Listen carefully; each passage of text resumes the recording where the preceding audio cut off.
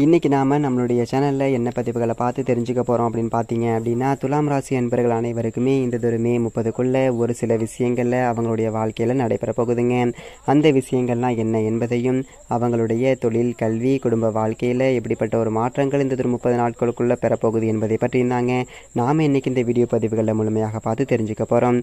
இந்த ஒரு பதிவுகள் அனைத்துமே உங்களுக்கு பயன் கொடுக்கக்கூடிய ஒரு வகையில் தான் இருக்கும். ஸோ வீடியோவை ஸ்கிப் பண்ணாமல் தொடர்ச்சியாக பாருங்கள். மேலும் உங்களுக்கு முருகப்பெருமானை ரொம்ப பிடிக்கும் அப்படின்னா இந்த வீடியோக்கு ஒரு லைக் பண்ணிவிட்டு, உங்களுடைய ஆள் மனசில் ஒரு விஷயத்தை வேண்டுதலாக நினைத்து கொண்டு நம்மளுடைய கமெண்ட் பாக்ஸில் ஓம் முருகா போற்றி போற்றி அப்படின்னு சொல்லிட்டு மறக்காமல் 3 முறை பதிவு பண்ணிடுங்க. நீங்கள் இந்த ஒரு தருணத்தில் அந்த முருகப்பெருமான் நினைத்து இப்படி ஒரு விஷயம் செய்யும்போது கண்டிப்பாக நீங்கள் நினைத்த விஷயம் எதுவாக இருந்தாலும் அது கூடிய விரைவில் அந்த முருகப்பெருமான் நடத்தி வைப்பார். ஸோ நம்பிக்கையோட இந்த ஒரு விஷயத்தை செஞ்சு பாருங்கள். அதற்கு முன்னாடி நீங்கள் இப்போ தான் நம்மளுடைய சேனலில் ஃபஸ்ட் டைம் பார்க்குற மாதிரி இருந்துச்சு அப்படின்னா மறக்காமல் சப்ஸ்கிரைப் பண்ணிவிட்டு கீழே இருக்கக்கூடிய பெல் ஐக்கானையும் மறக்காமல் கிளிக் பண்ணிடுங்க. அப்போ தான் நம்ம சேனலில் போடக்கூடிய ஒவ்வொரு வீடியோவுமே உங்களுக்கு நோட்டிஃபிகேஷன் மூலியமாக உடனுக்குடனேயே வந்து சேரும். ஸோ இப்போ வாங்க நம்ம வீடியோக்குள்ளே போகலாம். துலாம் ராசியில் சித்திரை 3 மற்றும் 4ஆம் பாதங்கள், சுவாதி விசாகம் 1, 2 பாதங்கள் அப்படின்னு சொல்லிட்டு நட்சத்திரங்கள் அமைஞ்சிருக்குதுங்க. கிரக நிலையை பொறுத்தவரையில் பஞ்சமஸ்தானத்தில் சனி, ரணருண ரோகஸ்தானத்தில் புதன், ராகு சேர்க்கை, களத்திர ஸ்தானத்தில் சூரியன், குரு, சுக்கிரன், அயனசயன போகஸ்தானத்தில் கேது அப்படின்னு சொல்லிட்டு உங்களுடைய ராசியில் கிரக நிலைகள் அமைய பெற்றிருக்குதுங்க. மேலும் 1/5/2024 அன்று குரு பகவான் களத்திர ஸ்தானத்தில் இருந்து அஷ்டமஸ்தானத்திற்கு மாறியிருக்கிறாரு. மேலும் 7/5/2024 அன்று புதன் பகவான் ரணருண ரோகஸ்தானத்தில் இருந்து களத்திர ஸ்தானத்திற்கு மாறியிருக்கிறாருங்க. மேலும் 13/5/2024 அன்று சூரிய பகவான் களத்திர ஸ்தானத்தில் இருந்து அஷ்டமஸ்தானத்திற்கு மாறப்போறாரு. மேலும் 20/5/2024 அன்று சுக்கிர பகவான் களத்திர ஸ்தானத்தில் இருந்து அஷ்டமஸ்தானத்திற்கு மாறப்போறாருங்க. மேலும் 24/5/2024 அன்று புதன் பகவான் களத்திர ஸ்தானத்தில் இருந்து அஷ்டமஸ்தானத்திற்கு மாறப்போறாரு. மேலும் 31/5/2024 அன்று செவ்வாய் பகவான் ரணருண ரோகஸ்தானத்தில் இருந்து களத்திர ஸ்தானத்திற்கு மாறப்போறாருங்க. மேலும் அனைவரோடும் நல்லதொரு முறையில் பழகக்கூடிய துலாம் ராசி என்பவர்களுக்கு இந்த ஒரு 30 நாட்களில் என்ன மாதிரியான விஷயங்கள் நடக்கப் போகுது அப்படி பார்த்தீங்க அப்படின்னா, உங்களுக்கு வரும் முன்கோபத்தை குறைப்பார். உங்களுடைய முன்னேற்றத்திற்கு உதவிகரமாக இருக்கும். மேலும் இந்த 30 நாட்களில் எதிர்பாராத செலவுகள் என்பது உங்களுக்கு சற்று அதிக அளவில் காணப்படும். எதிர்பார்த்த ஒரு வெற்றிகள் கிடைப்பதில் தாமதங்கள் என்பது உண்டாகும். எதிர்பாராத பணவரவு என்பது இருக்கக்கூடும். இதனால் நீங்கள் ரொம்பவே சந்தோஷமாக இருப்பீங்க. மேலும் உங்களுடைய புதிய நண்பர்கள் சேர்க்கை என்பது ஏற்படும். மற்றவர்களுக்கு உதவி செய்வதில் ஆர்வம் காட்டுவீங்க. மேலும் எதிர்ப்புகள் அனைத்துமே விலகும். தொழில் மற்றும் வியாபாரத்தில் ஈடுபட்டிருப்பவர்களுக்கு சிறிது மந்தமான ஒரு சூழ்நிலைகள் காணப்பட்டாலுமே வருமானம் குறைவில்லாமல் இருக்கும். போட்டிகள் பற்றிய கவலைகள் என்பது விட்டுவிட்டு தொழில் வியாபாரத்தில் கவனத்தை செலுத்துவது நல்லது. உத்தியோகத்தில் இருக்கக்கூடியவர்களுக்கு வெளியூர் மாற்றங்கள் என்பது உண்டாகும். மேலும் சக ஊழியர்களிடம் பேசும்போது கோபப்படாமல் இருப்பது என்பது நன்மையை கொடுக்கும்.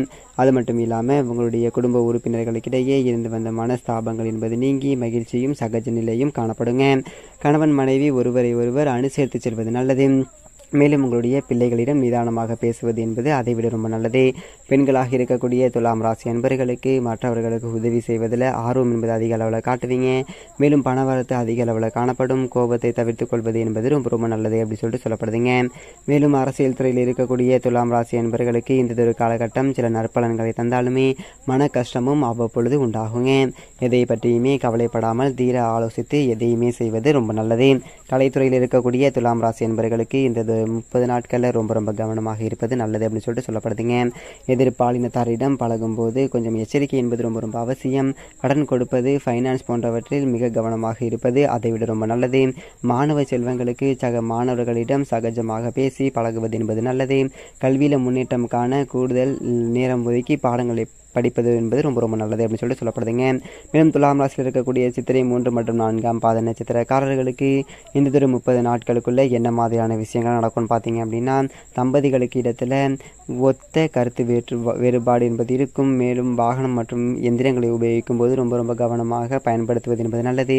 கலைத்துறையில் இருக்கக்கூடியவர்களுக்கு அதாவது பிரயாணம் மூலமாக நல்லதொரு முன்னேற்றம் என்பது ஏற்படும்.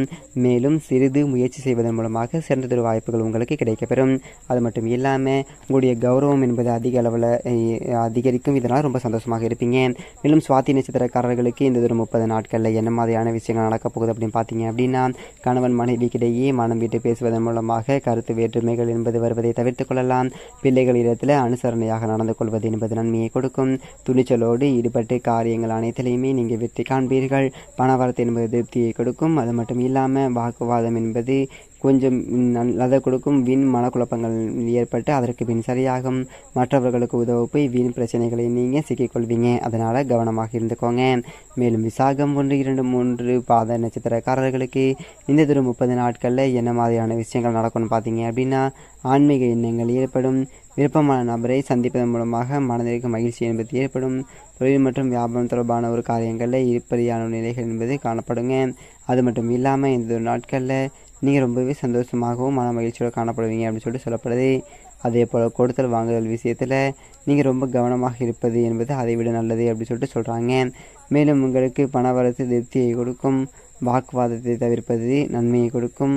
அது மட்டும் இல்லாமல் வீண் மனக்குழப்பங்கள் நீங்கி, அது மட்டும் இல்லாமல் மற்றவர்களுக்கு உதவ போய் வீண் பிரச்சனைகளில் நீங்கள் சிக்கிக்கொள்வீங்க அப்படியும் சொல்லப்படுதுங்க.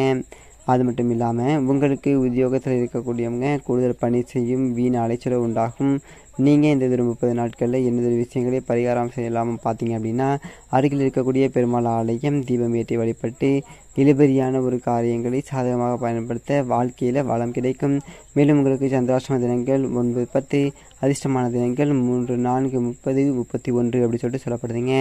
நாம் இன்றைக்கி இந்த வீடியோ பதிவுகளை என்ன பதிவுகளை பார்த்துட்டு இருக்கோன்னு பார்த்தீங்க அப்படின்னா, துலாம் ராசி என்பர்கள் அனைவருக்குமே இந்த மே மாதம் 30க்குள்ளே அவங்களுடைய வாழ்க்கையில் ஒரு சில விஷயங்கள் நடக்கப் போகுது.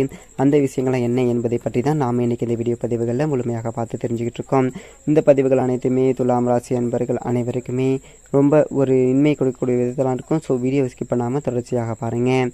அது மட்டும் இல்லாமல் உங்களுக்கு முருகப்பெருமானை ரொம்ப ரொம்ப பிடிக்கும் அப்படின்னா, உங்களுடைய ஆள் மனசில் ஒரு விஷயத்தை நின்றதாக நினைத்து கொண்டு நம்மளுடைய கமெண்ட் பாக்ஸில் ஓம் முருகா போற்றி போற்றி அப்படின்னு சொல்லிட்டு வந்துச்சு அப்படின்னா மறக்காம 3 முறை பதிவு பண்ணிடுங்க. மேலும் இந்த 30 நாட்களில் திருமணம் செய்து கொள்ள விரும்பினால் உங்களுடைய சிறந்த வாழ்க்கை துணையை கண்டுபிடிக்க நீங்களே நடவடிக்கை எடுப்பீர்கள். நீங்கள் இந்த பசியின் மற்றவரிடம் ஒப்படைத்தால் அவர் சரியாக நடவடிக்கை எடுக்காமல் போகலாம். மேலும் அது திருமணம் செய்வது தாமதத்தை ஏற்படுத்துங்க. அது மட்டும் இல்லாமல் உங்களுடைய காதல் மற்றும் திருமண வாழ்க்கை எப்படி இருக்குன்னு பார்த்தீங்க அப்படின்னா, நீங்கள் ரிஸ்க் எடுப்பது உங்களுடைய திணி மற்றும் பங்குதாரர்களுடைய உறவுகள் என்பது உங்களை காதலிக்க வைக்கும். மேலும் காதலர்களுக்கு திருமணம் செய்ய சாதகமான ஒரு காலமாகவும் இந்த 30 நாள் அமைஞ்சிருக்குதுங்க. நீங்கள் தற்காலிகமான சிரமங்களை சந்திக்காதீங்க. அவற்றால் சமாளிக்க உங்களுடைய காது குத்துற மகிழ்ச்சியை காண முடியும். இருப்பினும் உங்கள் குடும்ப உறுப்பினர்களுடைய தலையீட்டின் காரணமாக உங்களுடைய தொழில் மூலம் தொடர்பு கொள்வது கடினமாக இருக்கக்கூடும் அப்படின்னு சொல்லிட்டு சொல்லப்படுதுங்க. நிதி நிலைமையை பொறுத்தவரையில் உங்களுடைய வாழ்க்கை துணையுடைய குடும்ப உறுப்பினர்கள் மூலமாக பணத்தை பெறுவதற்கான ஒரு வாய்ப்புகள் அமையக்கூடிய ஒரு விஷயமாக இந்த காலகட்டத்தில் இருக்குது. வாழ்க்கை துணையுடைய பெயரில் பணத்தை சேமிக்க துவங்குங்கள்.